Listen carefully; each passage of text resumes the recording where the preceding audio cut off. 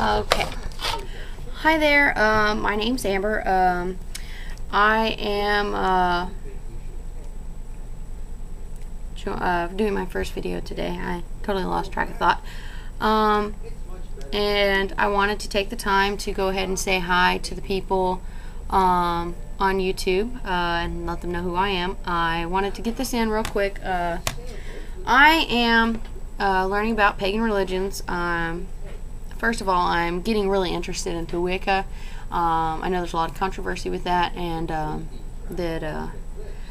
obviously I'm going to get some scrutiny from that, but I don't think it matters. Anyway, off that topic. I am reading about it and got into it. Really loved it. It was great. Awesome. Anyway, I started talking to some other pagan people on YouTube and got into things that like Pagan Ron had to say, Blue Fire Witch. Darza is a very funny, very serious at the same time kind of person.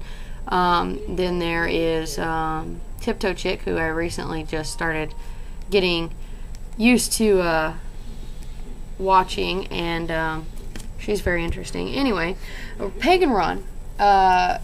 I emailed him because I was curious about the whole Shaka now conspiracy thing that was going on. I don't know what happened with him, but obviously it's good that he's gone now, because from some of the things I've heard, he's horrible. Anyway, I wanted to point out a book that I just recently got that Pagan Ron turned me on to, because he told me about a lovely author named Anne Mora. It's called the Grimoire for the Green Witch. It's a complete book of shadows by Anne Mora. It's wonderful. I got halfway through it, and I got turned on to herbalism. And so I started reading more and more about herbs. As Pagan Ron said, obviously Pagan Ron, yes, I have millions of books now. And it sucks, because I hate reading. But now, for some reason, I like to. Anyway, started reading. I found a couple of books. By the way, if you are interested in pagan religions and you don't know where to start, I recommend this book. It's called Paganism.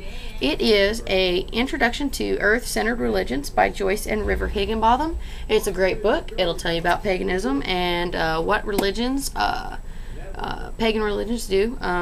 It's great. I suggest you find your nearest library and check it out. It's awesome. Then I also recommend, if you're going to get Wicca books and want to be interested in Wicca, Witchcraft: An Alternative Path by Anne Mora. It's a good book, trust me, and trust Pagan Ron, because he recommended Anne Mora, and she's awesome. Anyway, it tells a lot about Wicca and where it stemmed from. It's great. Also, if you want to read about Wicca and you want to get the down to the basic stuff, I suggest you go on Amazon.com and search Gerald B. Gardner. He is one of the leading founders of Wicca, and or as far as I know, and he's a shit. So anyway, I hope I didn't get in trouble for saying that. Anyway, I wanted to show you guys something that I made. It is a sketchbook, obviously. It's made out of completely recyclable materials, biodegradable. It's awesome. I'm sure if you know anything about Wicca, you've heard about a Book of Shadows. I don't like the name Book of Shadows, so I will either refer to it as a BOS, or I will refer to it as my information guide or my study book, because it has just completely information in here. There's absolutely no spells in here. Now, as you can see, it is, it's got little pictures, like it's got my name up at the top there. It's pretty simple. Basically, I took a couple of pages to help me know more about Wicca and their holidays, so that I can help my roommate celebrate her holidays, because she has never been able to, because her family didn't believe in it. Anyway, I have all the Sabbats here and the S-Bats on the next page.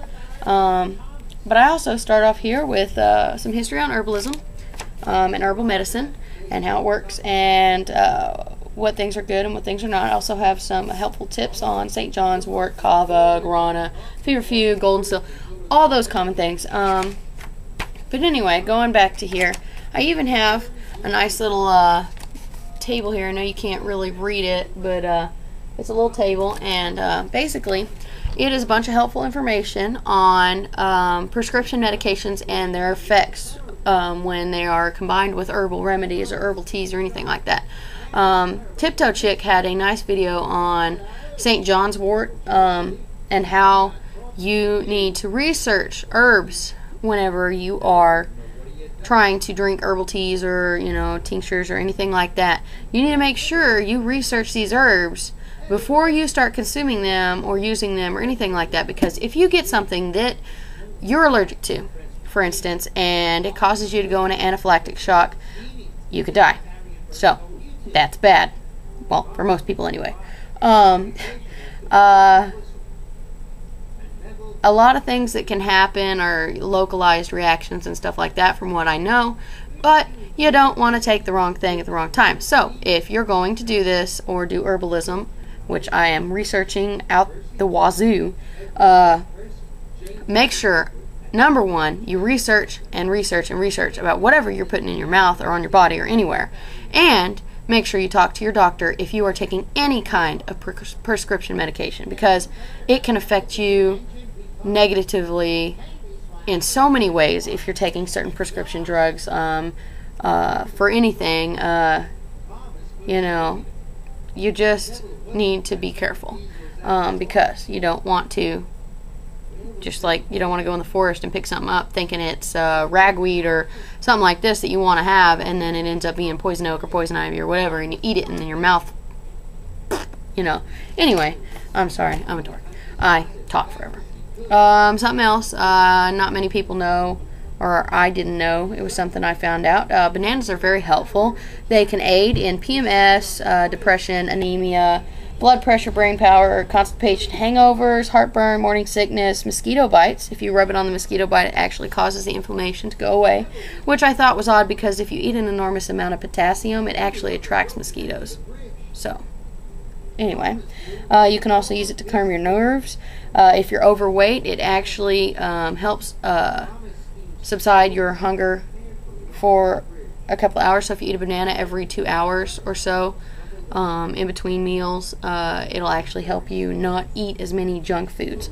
Ulcers, temperature control, even seasonal affective disorders. And here's one that I liked a lot because my roommate's husband is actually trying to quit smoking, and he's not doing very well. But anyway, he's trying, and that's all that matters. He needs to eat more bananas because bananas contain B6 and B12. They also contain potassium and magnesium that help the body recover from nicotine withdrawals naturally. So, not many people know that.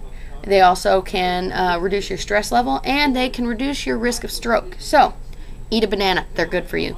Not something that I wanted to say before we have the time up. It's about 8 minutes now.